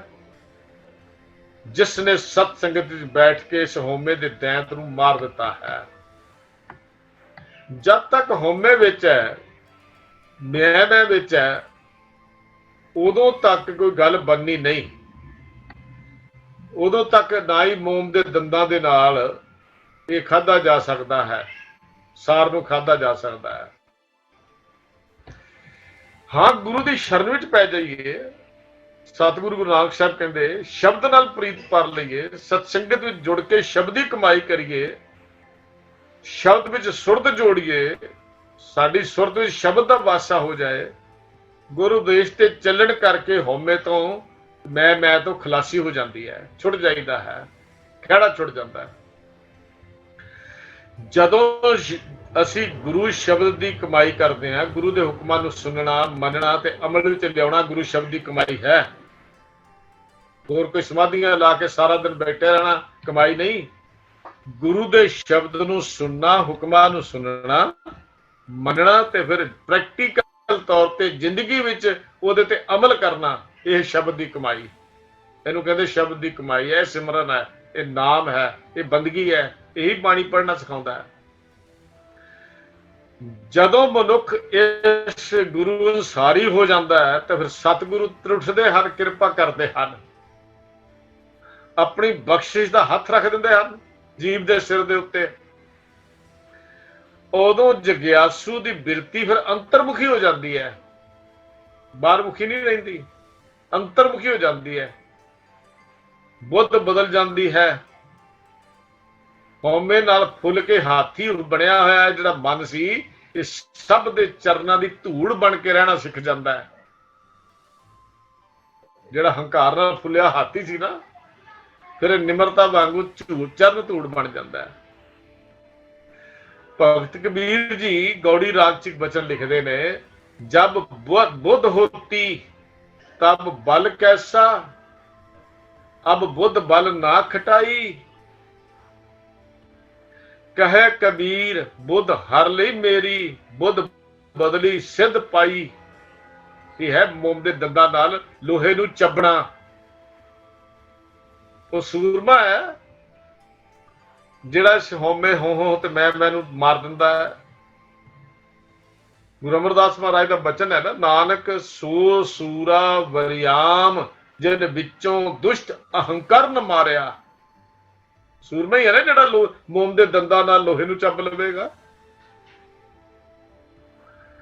ਮੋਮ ਦੇ ਦੰਦਾਂ ਨਾਲ ਲੋਹਾ ਚੱਬਣਾ ਕੋਈ ਸੌਖੀ ਬਾਤ ਥੋੜੀ ਹੈ। ਇਹ ਤਾਂ 5 ਬਲੀਆਂ ਨੂੰ ਮਾਰਨ ਵਾਲਾ ਕੋਈ ਵਿਰਲਾ ਸੂਰਮਾ ਹੈ। ਅਜਿਹੇ ਸੂਰਮੇ ਕੇਵਲ ਆਪ ਹੀ ਸੰਸਾਰ ਤੋਂ ਪਾਰ ਨਹੀਂ ਹੁੰਦੇ, ਆਪਣੇ ਸਤ ਸੰਗੀਆਂ ਸਾਥੀਆਂ ਨੂੰ ਵੀ ਸੰਸਾਰ ਤੋਂ ਪਾਰ ਕਰਨ ਦਾ ਮਾਰਗ ਦੱਸਦੇ ਹਨ। ਦੱਸਦੇ ਆ ਮੋਮ ਦੇ ਦੰਦਾਂ ਨਾਲ ਲੋਹਾ ਕਿਵੇਂ ਚੱਬੀਦਾ ਹੈ।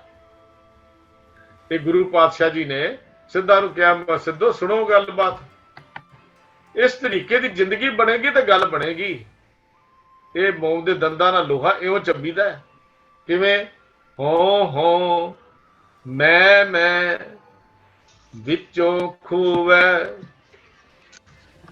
दूजा मेटै एको होवै। अपने अंदरों दीवारां दी खत्म कर दे, वितकरे दियां दीवारां। ये ना सोच मैं कुछ कीता है। ਜਦੋਂ तक तेरी सोच विच है कि मैं कुछ कीता है, उदों तक तेनू जिंदगी विच एक भी सुख नहीं मिल सकता, एक भी सुख नहीं मिल सकता। ਜਦੋਂ तू कहे मैं कुछ करता हाँ, ये मैं करेगा, गर्भ जोन विच बार बार तुरदा फिरदा रहेगा। तेरे जन्म मरण का ताना तणिया जाता रहेगा। ਜਦੋਂ तू मैं ਦੀਆਂ ਇਹ ਪੰਡਾ ਸਿਰ ਤੇ ਚੁੱਕ ਕੇ ਤੁਰਿਆ ਫਿਰੇਗਾ। ਜਦੋਂ ਤੇਰੇ ਅੰਦਰ ਕੋਈ ਵੈਰੀ ਮਿੱਤਰ ਦੇ ਸੰਕਲਪ ਹਨ, ਇਹ ਮੇਰਾ ਮਿੱਤਰ ਹੈ, ਮੇਰਾ ਦੁਸ਼ਮਣ ਹੈ, ਮੇਰਾ ਵੈਰੀ ਹੈ, ਧਰਮ ਨਹੀਂ ਸਿਖਾਉਂਦਾ। ਇੱਕ ਦੂਜੇ ਨੂੰ ਵਿਰੋਧੀ ਦੱਸਣਾ। ਪਰ ਸਾਡੀ ਜ਼ਿੰਦਗੀ ਚਾਲ ਕਿਹੋ ਜਿਹੀ ਹੈ? ਕੋਈ ਇੱਕ ਗੁਨਾਹ ਕਰੇ, ਗਲਤੀ ਕਰੇ, ਅਸੀਂ ਜਦ ਤੱਕ ਤੋਂ ਬਦਲਾ ਨਹੀਂ ਲੈਂਦੇ, ਅੱਗ ਅੰਦਰ ਭੜਕਦੀ ਰਹਿੰਦੀ ਹੈ, ਕਿਉਂਕਿ ਦੁਸ਼ਮਣ ਹੈ। पर गुरु महाराज कहते जदों बंदा ये सोचता है ये मेरा मित्र है, ये मेरा वैरी है, ये मेरा दुश्मन है, तद तक इस हिरदे का टिकाणा मिल नहीं सकता। इस हिरदे को कोई टिकाणा नहीं मिल सकता, ना ये टिक के बह सकता है, ना ही ये मोम के दंदा नाल लोहा खाने के काबिल हो सकता है। दूजा मिटना पेगा, इक्के दे बनना पेगा। जद एक पिता एक किसके हम बारक, तू मेरा गुर हाई। ये गल जो गुरु दसदा तो तेनू क्यों समझ नहीं आई? फिर साडे अंदर कंधा क्यों खड़ियां, तू मेरे तेरे दियां, दूजा मेटे दियां? ये क्यों कंधा खड़ियां ने दूजे दियां? क्योंकि असी गुरु अनुसारी होए नहीं, गुरु कोल जीवन की जाच सीखी नहीं। सुखमणि दी बाणी विच गुरु अर्जन देव महाराज सच्चे पातशाह कहते, जब लग जाने मुझ ते कछ हुए, तब इसको सुख नाही कोई। कोई सुख नहीं मिल सकता। अंदर दुखी है, दुख दियां पंडा जो कि जिधर मर्जी तुरया फिरे। गुरु महाराज सच्चे पातशाह कहन लगे, जब ये जाने मैं किछ करता, तब लग गर्भ जोन मैं फिरता। फिर कहते, जब धारे को वैरी मीत, तब लग निश्चल नाही चीत। चित किथे टिकेगा? जब लग मोह मगन संग माए, तब लग धर्म राय देश जाए। किथे छुटेगा? कदों? किवें? प्रभ किरपा ते बंधन टूटै, गुर प्रसाद नानक हों छूटै। प्रभ किरपा ते, गुरु दी किरपा नाल माया दे बंधन टुट जाते हैं जदों गुरु अंसारी हो जाए। सिद्धो जगत छड्ड के तां गल नहीं बननी। पहाड़ां दीयां टीसियां ते चढ़ के कंदरां विच छुप के गल्लां नहीं बननियां। ਤੁਹਾਨੂੰ ਤਾਂ ਜੀਵਨ ਦੀ ਮਰਿਆਦਾ ਹੀ ਨਹੀਂ ਪਤਾ ਲੱਗੀ। ਤੁਸੀਂ ਮੈਨੂੰ ਲੋਹੇ ਦੀਆਂ ਗੱਲਾਂ ਸੁਣਾਉਂਦੇ ਹੋ, ਮੋਮ ਦੇ ਦੰਦਾਂ ਲੋਹਾ ਚੱਬਣਾ ਦੱਸਦੇ ਹੋ। ਮੋਮ ਦੇ ਦੰਦਾਂ ਨਾਲ ਲੋਹਾ ਚੱਬਣਾ, ਸੰਸਾਰੀਆਂ ਵਿੱਚ ਰਹਿ ਕੇ ਸੰਸਾਰੀਆਂ ਦੀ ਗੱਲ ਸੁਣਨੀ ਹੈ, ਉਹਨਾਂ ਨਾਲ ਮੁਹੱਬਤ ਪਾਉਣੀ ਹੈ, ਪ੍ਰੇਮ ਪਾਉਣਾ ਹੈ। ਔਰ ਜਿਸ ਨੇ ਪ੍ਰੇਮ ਪਾਇਆ ਉਹਨੇ ਪਰਮੇਸ਼ਰ ਵੀ ਪਾ ਲਿਆ ਹੈ। ਉਹਦੀ ਬੋਲੀ ਪ੍ਰੇਮ ਹੈ, ਸਾਡੀ ਬੋਲੀ ਵੀ ਪ੍ਰੇਮ ਹੈ। ਇਹ ਮੇਰ ਤੇਰ ਦੀਆਂ ਕੰਧਾਂ ਟੁੱਟਣਗੀਆਂ ਤਾਂ ਗੱਲ ਬਣੇਗੀ। ਗੁਰੂ ਨਾਨਕ ਸਾਹਿਬ ਕਹਿੰਦੇ, ਦੂਜਾ ਮੇਟਾ ਇੱਕੋ ਹੋਵੇ। ਖੁਦਗਰਜੀ ਦੂਰ ਕਰਨੀ ਪੈਗੀ, ਵਿਤਕਰੇ ਮੁਕਾਉਣੇ ਪੈਣਗੇ, ਔਰ ਸਾਰਿਆਂ ਦੇ ਨਾਲ ਆਪਣੀ ਸਾਂਝ ਬਣਾਉਣੀ ਪੈਗੀ। ਸਭ ਕੋ ਮੀਤ ਹਮ ਆਪਣ ਕੀਨਾ, हम सबना के साजन। सब मेरे मित्र ने, ना को दुश्मन दुखिया, ना ही को मंदा। कोई माड़ा नहीं है। ये तो हम नहीं चंगे बुरा नहीं, कोई केवल जबान ही पढ़ती है, अंदर तो नहीं पढ़ता। अंदर नूं पुछ के देखो तो जरा। ਅਸੀਂ ਕਹਿੰਦੇ ਆ बस ਅਸੀਂ ਚੰਗੇ, बाकी सब माड़े ने। ਇਹ ਤਾਂ ਦੂਜਾ ਮੇਟੇ ਦੀ ਗੱਲ ਕਿੱਥੋਂ ਬਣੇਗੀ? ਕਿਵੇਂ ਮੋਮ ਦੇ ਦੰਦਾਂ ਨਾਲ ਲੋਹਾ ਖਾਵਾਂਗੇ? ਜੀਵਨ ਕਠਨ ਹੈ, ਕਰੜਾ ਹੈ। ਕਿਵੇਂ ਇਸ ਕਰੜੇ ਜੀਵਨ ਵਿੱਚੋਂ ਸੁਖੈਨ ਹੋ ਕੇ ਨਿਕਲਾਂਗੇ? ਇਹ ਕੰਧਾਂ ਤੋੜਨੀਆਂ ਪੈਣਗੀਆਂ। ਅੰਦਰ ਦੀ ਅੱਗ ਨੂੰ ਸ਼ਾਂਤ ਕਰਨਾ ਪਵੇਗਾ। ਇਹ ਸਮਝ ਸਭ ਮੇਰੇ ਹਨ। ਦੂਜਾ ਮੇਟਾ ਏਕੋ ਹੋਵੈ, ਜਗ ਕਰੜਾ ਮਨਮੁਖ ਗਾਵਾਰ। ਜਗ ਕਰੜਾ, ਜਿਹੜਾ ਮਨੁੱਖ ਮਨ ਦੇ ਪਿੱਛੇ ਤੁਰਦਾ ਹੈ, ਜਿਹਦਾ ਮੂੰਹ ਆਪਣੇ ਮਨ ਵੱਲ ਹੈ, ਸਿੱਧੋ ਜਗ ਉਹਦੇ ਲਈ ਕਰੜਾ ਹੈ। ਉਹਦੇ ਲਈ ਦੁੱਖਾਂ ਦਾ ਘਰ ਹੈ, ਦੁੱਖਾਂ ਦੀ ਖਾਣ ਉਹਦੇ ਲਈ ਹੈ, ਗੁਰਮੁਖ ਲਈ ਨਹੀਂ। ਗੁਰਮੁਖ ਤਾਂ ਇਸ ਜੱਗ ਵਿੱਚ ਦੁੱਖ ਸੁੱਖ ਨੂੰ ਇੱਕੋ ਜਿਹਾ ਹੀ ਜਾਣਦਾ ਹੈ। ਉਹ ਤਾਂ ਭੁੱਖਾ ਵੀ ਉਹਦੇ ਸ਼ੁਕਰਾਨੇ ਵਿੱਚ ਹੈ, ਰੱਜਿਆ ਵੀ ਉਹਦੇ ਸ਼ੁਕਰਾਨੇ ਵਿੱਚ ਹੈ। ਜਦੋਂ ਸੁਭਾਅ ਬਣ ਜਾਏ ਨਾ, ਭੁੱਖੇ ਨੂੰ ਜੇ ਰਹਿ ਗਏ ਤਾਂ ਉਹਦੇ ਸ਼ੁਕਰਾਨੇ ਵਿੱਚ, ਜੇ ਇੱਕ ਮਿਲ ਗਈ ਤੇ ਉਹਦੇ ਸ਼ੁਕਰਾਨੇ ਵਿੱਚ, ਦੋ ਮਿਲ ਗਈਆਂ ਤਾਂ ਵੀ ਉਹਦੇ ਸ਼ੁਕਰਾਨੇ ਵਿੱਚ, ਸੁੱਕੀ ਮਿਲ ਗਈ ਤਾਂ ਵੀ ਉਹਦੇ ਸ਼ੁਕਰਾਨੇ ਵਿੱਚ। ਉਦੋਂ ਜਦੋਂ ਇਹ ਸੁਭਾਅ ਬਣ ਗਿਆ, ਉਦੋਂ ਮਨੁੱਖ ਦੇ ਅੰਦਰੋਂ ਹੋਂ ਮੈਂ ਮੁੱਕ ਜਾਂਦੀ ਹੈ। ਮਨ ਦੀ ਮੱਤ ਜਿਹੜੀ ਹੈ ਤੁਰ ਨਹੀਂ ਦਿੰਦੀ। ਗੱਲ ਬੜੀ ਕਠਿਨ ਹੈ। ਮਨ ਕੀ ਮਤ ਤਿਆਗੋ ਹਰ ਜਨ, ਇਹ ਬਾਤ ਕਠੈਨੀ।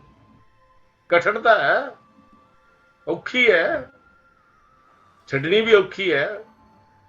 ਪਰ ਸਤਿਗੁਰੂ ਕਹਿੰਦੇ ਜੇ ਨਹੀਂ ਤਿਆਗੋ ਫਿਰ ਜਗਤ ਦੁੱਖਾਂ ਦੀ ਖਾਣ ਹੀ ਜਾਪੇਗਾ। ਇਹ ਦੁੱਖਾਂ ਦੀਆਂ ਪੰਡਾਂ ਹੀ ਸਿਰ ਤੇ ਲੈ ਕੇ ਤੁਰਦੇ ਫਿਰਦੇ ਰਹੇ, ਜਿਵੇਂ ਸਿੱਧ ਲੈ ਕੇ ਤੁਰਦੇ ਫਿਰਦੇ ਰਹੇ। ਘਰ ਤਿਆਗ ਕੇ ਵੀ, ਸੰਸਾਰ ਤਿਆਗ ਕੇ ਵੀ ਸੁੱਖ ਨਾ ਮਾਣ ਸਕੇ। ਉਹਨਾਂ ਨੂੰ ਹੰਕਾਰ ਦੀਆਂ ਟੀਸੀਆਂ ਤੇ ਚੜੇ ਹੋਇਆਂ ਨੂੰ ਬਸ ਆਪਣੀ ਮਾਨਤਾ ਦਾ ਹੀ ਫਿਕਰ ਲੱਗਾ ਰਿਹਾ। ਜਗ ਕਰੜਾ ਮਨਮੁਖ ਗਵਾਰ। ਵੀ ਜਦੋਂ ਮੇਰੀ ਮੁੱਕ ਜਾਵੇ, ਫਿਰ ਹਰ ਵਿੱਚ, ਹਰ ਇੱਕ ਵਿੱਚ, ਹਰ ਥਾਂ ਤੇ ਪਰਮੇਸ਼ਰ ਦੀ ਕਿਰਤ ਹੀ ਵਿਖਾਈ ਦਿੰਦੀ ਹੈ, ਉਹਦੀ ਰਚਨਾ ਹੀ ਦਿਖਾਈ ਦਿੰਦੀ ਹੈ। ਹਰ ਵਿੱਚ ਉਹਦਾ ਰੂਪ ਹੀ ਦਿਸਦਾ ਹੈ।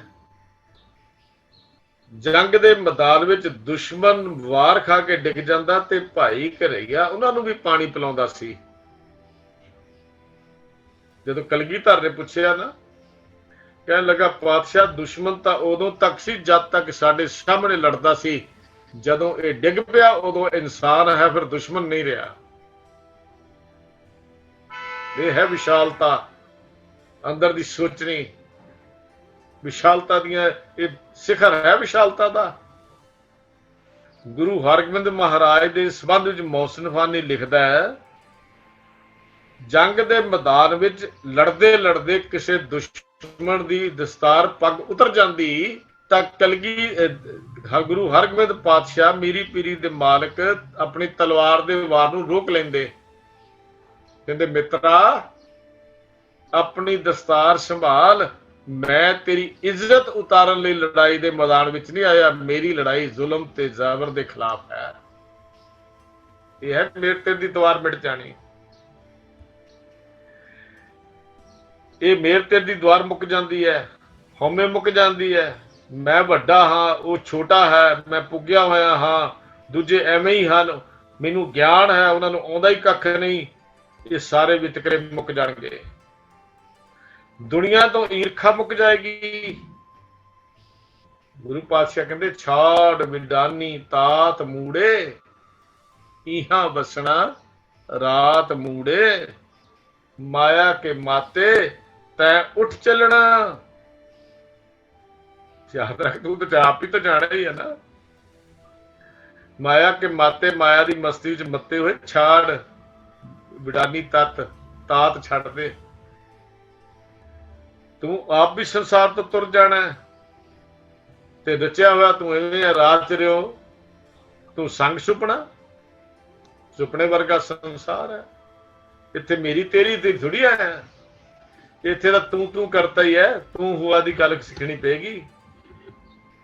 ਤੇ ਜਬ ਹਮ ਹੋਤੇ ਤਬ ਤੂੰ नाही, अब तू ही मैं नहीं ਗੱਲ ਸਿੱਖਣੀ ਪੈਣੀ ਹੈ। ਇਹ ਸੰਸਾਰ ਇਸ ਵਾਸਤੇ ਨਹੀਂ, ਇੱਥੇ ਮੋਮ ਦੇ ਦੰਦਾਂ ਨਾਲ ਲੋਹਾ ਖਾਣਾ ਹੈ। ਸੰਸਾਰ ਇਸ ਵਾਸਤੇ ਹੈ।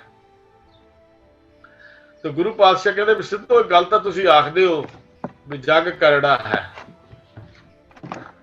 ਪਰ ਔਖਾ ਉਹਨਾਂ ਲਈ ਹੈ ਜਿਨ੍ਹਾਂ ਨੇ ਗੁਰੂ ਦੀ ਸ਼ਰਨ ਹਾਸਲ ਨਹੀਂ ਕੀਤੀ। ਇੱਥੇ ਮੋਮ ਦੇ ਦੰਦਾਂ ਨਾਲ ਲੋਹਾ ਚੱਬਣਾ ਜਿੰਨਾ ਔਖਾ, ਉਨਾ ਹੀ ਜਗਤ ਵਿੱਚ ਰਹਿਣਾ ਔਖਾ ਹੈ। ਤੁਹਾਡੇ ਵਾਂਗੂ ਜੇ ਸੰਸਾਰ ਵਿੱਚ ਰਹਿਣਾ ਤਾਂ ਫਿਰ ਮੋਮ ਦੇ ਕਮਜ਼ੋਰ ਦੰਦਾਂ ਦੇ ਨਾਲ ਲੋਹਾ ਨਹੀਂ ਖਾਧਾ ਜਾਂਦਾ। ਤੇ ਸਿੱਧੋ ਇਸ ਸੰਸਾਰ ਵਿੱਚ ਜੇ ਰਹਿਣਾ ਹੈ ਤਾਂ ਫਿਰ ਸ਼ਬਦ ਦੀ ਕਮਾਈ ਕਰਕੇ ਸ਼ਬਦ ਦੇ ਮਜ਼ਬੂਤ ਦੰਦਾਂ ਨਾਲ ਲੋਹਾ ਖਾਧਾ ਜਾ ਸਕੇਗਾ। ਸ਼ਬਦ ਕਮਾਈਐ ਖਾਈਐ ਸਾਰ। ਸ਼ਬਦ ਦੇ ਮਜ਼ਬੂਤ ਦੰਦਾਂ ਨਾਲ ਲੋਹਾ ਖਾਧਾ ਜਾ ਸਕਦਾ ਹੈ। ਕਠਿਨ ਤੋਂ ਕਠਿਨ ਕੰਮ ਵੀ ਇਸ ਸ਼ਬਦ ਦੇ ਵਿੱਚ ਆਪਣੇ ਆਪ ਨੂੰ ਰੰਗ ਲਈਏ ਤੇ ਇਹ ਪੂਰਾ ਹੋ ਜਾਂਦਾ ਹੈ। ਮਨੁੱਖ ਨਿਰਭਉ ਹੋ ਜਾਂਦਾ ਹੈ। ਮਨੁੱਖ ਦੇ ਅੰਦਰ ਨਿਰਵੈਰਤਾ ਆ ਜਾਂਦੀ ਹੈ। ਜਦੋਂ ਮੇਰ ਤੇਰ ਦੀਆਂ ਪੰਡਾਂ ਹੀ ਮੁੱਕ ਗਈਆਂ, ਇਹ ਦੀਵਾਰ ਹੀ ਟੁੱਟ ਗਈ, ਉਦੋਂ ਇਨਸਾਨ ਦੀ ਸੋਚਣੀ ਤਾਂ ਵਿਸ਼ਾਲ ਹੋਏਗੀ। ਔਰ ਇਹ ਸਿੱਧਾ ਨੂੰ ਗੁਰੂ ਪਾਤਸ਼ਾਹ ਸਮਝਾਉਂਦੇ, ਠੀਕ ਹੈ ਜੱਗ ਕਰੜਾ ਮਨਮੁਖ ਲਈ ਹੈ, ਪਰ ਜਿਹੜੇ ਸ਼ਬਦ ਦੀ ਕਮਾਈ ਕਰਦੇ ਹਨ, ਸ਼ਬਦ ਕਮਾਈਐ ਖਾਈਐ ਸਾਰ। ਵੀ ਜਗਤ ਦੁਖਦਾਈ ਲੋਹਾ ਤਦੋਂ ਹੀ ਖਾਧਾ ਜਾ ਸਕਦਾ ਭਾਈ ਜੇ ਸ਼ਬਦ ਦੀ ਕਮਾਈ ਕਰੀਏ, ਭਾਵ ਗੁਰੂ ਦੇ ਹੁਕਮ ਵਿੱਚ ਤੁਰੀਏ। ਗੁਰੂ ਦੇ ਹੁਕਮ ਵਿੱਚ ਤੁਰ ਕੇ ਇਸ ਸ਼ਬਦ ਦੇ ਦੰਦਾਂ ਦੇ ਨਾਲ ਕਰੜੇ ਤੋਂ ਕਰੜੇ ਲੋਹੇ ਖਾਣ ਨੂੰ ਵੀ ਮਨੁੱਖ ਕਾਬਲ ਹੋ ਜਾਂਦਾ ਹੈ। ਸ਼ਬਦ ਕਮਾਈਐ ਖਾਈਏ ਸਾਰ। ਫਿਰ ਅੱਗੇ ਕਹਿੰਦੇ ਤੁਸੀਂ ਪੁੱਛਿਆ ਕਿ ਪ੍ਰਭੂ ਵਿੱਚ ਮਨ ਕਿਵੇਂ ਲੀਨ ਰਹੇ।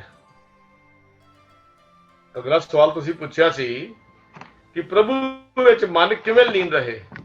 ਉਹ ਕਿਹੜੀ ਜੁਗਤੀ ਹੈ ਜਿਸ ਨਾਲ ਇਨਸਾਨ ਦਾ ਮਨ ਜਿਹੜਾ ਹੈ ਉਹ ਪਰਮੇਸ਼ਰ ਵਿੱਚ ਲੀਨ ਹੋ ਜਾਏ। ਅੰਦਰ ਤੇ ਬਾਹਰ ਇੱਕ ਪ੍ਰਭੂ ਸਾਨੂੰ ਦਿਸੇ। ਹੁਣ ਗੁਰੂ ਸਾਹਿਬ ਕਹਿੰਦੇ ਹੋ ਸਿੱਧੋ ਦੇਖੋ ਭਟਕੋ ਨਾ, ਸੋ ਅੰਤਰ ਸੋ ਬਾਹਰ ਅਨੰਤ ਦੀ ਗੱਲ ਸਿੱਖੋ। ਉਹ ਅੰਦਰ ਤੇ ਬਾਹਰ ਇੱਕੋ ਜਿਹਾ ਹੀ ਹੈ। ਉਹ ਐਵੇਂ ਭਟਕਣ ਦੀ ਲੋੜ ਨਹੀਂ। ਉਸ ਦੀ ਹੋਂਦ ਨੂੰ ਕੁਦਰਤ ਦੇ ਵਿੱਚ ਵੇਖੋ। ਕੁਦਰਤ ਦੇ ਹਰ ਜ਼ਰੇ ਜ਼ਰੇ ਵਿੱਚ ਉਸ ਕਰਤਾਰ ਨੂੰ ਵੇਖੋ। ਉਹਦੀ ਰਚਨਾ ਨੂੰ ਦੇਖ ਕੇ ਵਾਹ ਵਾਹ ਕਰੋ। ਉਹਦੀ ਰਚਨਾ ਨੂੰ ਦੇਖ ਕੇ ਭੱਜੋ ਨਾ, ਸੰਸਾਰ ਤੇ ਆ ਕੇ ਦੌੜੋ ਨਾ। ਉਸ ਦੀ ਰਚਨਾ ਨੂੰ ਦੇਖ ਕੇ ਵਾਹ ਵਾਹ ਕਰੋ। ਬੜਾ ਪਿਆਰਾ ਬਚਨ ਲਿਖਿਆ ਭਗਤ ਰਾਮਾਨੰਦ ਜੀ ਨੇ, ਬਹੁਤ ਪਿਆਰਾ ਬਚਨ ਲਿਖਿਆ। ਬਸੰਤ ਹਿੰਡੋਲ ਸਰਲੇਖ ਹੇਠ ਭਗਤ ਜੀ ਦਾ ਸ਼ਬਦ ਹੁੰਦਾ, ਕਤ ਜਾਈਏ ਰੇ ਘਰ ਲਾਗੋ ਰੰਗ। ਲੈ ਵੇ ਹੁਣ ਮੈਂ ਕਿੱਥੇ ਜਾਣਾ, ਮੈਨੂੰ ਭੱਜਣ ਦੀ ਕੀ ਲੋੜ ਹੈ। ਮੇਰੇ ਤਾਂ ਹਿਰਦੇ ਦੇ ਘਰ ਵਿੱਚ ਹੀ ਰੰਗ ਬਣ ਗਿਆ। ਕਤ ਜਾਈਏ ਰੇ ਘਰ ਲਾਗੋ ਰੰਗ। ਮੇਰਾ ਚਿੱਤ ਨਾ ਚਲੇ ਮਨ ਭਿਓ ਪੰਗ। ਹੁਣ ਚਿੱਤ ਕਿਸੇ ਪਾਸੇ ਨਹੀਂ ਜਾਂਦਾ, ਮਨ ਪਿੰਗਲਾ ਬਣ ਗਿਆ। ਹੁਣ ਪਿੰਗਲਾ ਮਨ ਕਿਹੜਾ ਦੌੜ ਸਕਦਾ? ਦੌੜਨੋਂ ਹਟ ਗਿਆ ਮਨ। ਕਹਿੰਦੇ ਮੇਰੇ ਮਨ ਦੇ ਦਿਲ ਵਿੱਚ ਇੱਕ ਦਿਨ ਖਿਆਲ ਆਇਆ ਮੈਂ ਵੀ ਰੱਬ ਨੂੰ ਲੱਭਾਂ, ਮੰਦਰ ਦੁਆਰੇ ਵਿੱਚ ਜਾਵਾਂ। ਕਹਿੰਦੇ ਮੈਂ ਸਾਜੋ ਸਮਾਨ ਲੈ ਲਿਆ, ਚੰਦਨ ਲੈ ਲਿਆ, ਸੰਗੰਧੀਆਂ ਲੈ ਲਈਆਂ, ਤੇ ਸੰਗੰਧੀਆਂ ਲੈ ਕੇ ਸੋਚ ਕੇ ਵੀ ਮੈਂ ਰੱਬ ਨੂੰ ਅੱਜ ਮਿਲਣ ਜਾਣਾ, ਖੁਸ਼ ਕਰਨ ਜਾਣਾ ਹੈ। ਤੇ ਕਹਿੰਦੇ ਗੁਰੂ ਨੇ ਅੱਗੋਂ ਮੈਨੂੰ ਦੱਸਤਾ, ਜਿਸ ਬ੍ਰਹਮ ਨੂੰ ਪੂਜਣ ਲਈ ਤੂੰ ਇਸ ਦੁਆਰਿਆਂ ਤੇ ਤੁਰਿਆ ਫਿਰਦਾ, ਉਹ ਬ੍ਰਹਮ ਤਾਂ ਤੇਰੇ ਹਿਰਦੇ ਵਿੱਚ ਵਸਿਆ ਹੋਇਆ। ਉਹ ਤਾਂ ਅੰਦਰ ਹੈ ਤੇਰੇ, ਉਹਨੂੰ ਦੇਖਿਆ ਕਦੀ? ਅੰਦਰ ਝਾਤੀ ਨਹੀਂ ਮਾਰੀ। ਕਹਿੰਦੇ ਉਹ ਜੱਥੇ ਮੈਂ ਦੇਖਿਆ, ਦੇਖ ਲੋਕ ਤੀਰਥਾਂ ਤੇ ਜਾਂਦੇ ਨੇ ਇਸ਼ਨਾਨ ਕਰਨ ਲਈ, ਤੇ ਮੈਂ ਦੇਖਿਆ ਉਹਦਾ ਵਾਸਤਾ ਤਾਂ ਹਰ ਥਾਂ ਦੇ ਉੱਤੇ ਹੀ ਹੈ।